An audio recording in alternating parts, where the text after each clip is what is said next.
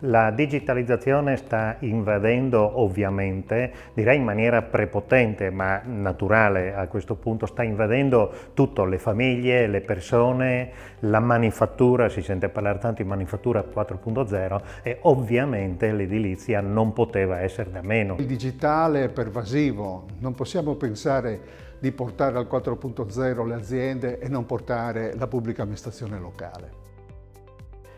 Il cantiere 4.0 è un percorso che si prefigge l'obiettivo di accompagnare tutto il comparto delle costruzioni verso la digitalizzazione del processo produttivo in edilizia. Lavoriamo con i comuni che sono i committenti, con le imprese costruttrici, con i professionisti che progettano, con chi farà poi le manutenzioni e guardiamo anche al fine vita dell'edificio, quel che succederà quando l'edificio verrà smontato per essere poi auspicabilmente riciclato.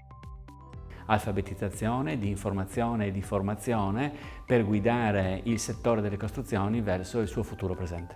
Contribuisce all'innovazione del settore edile con 3 linee di attività. La prima è quella dell'awareness, la seconda linea è quella della formazione specialistica e la terza è quella dei progetti pilota.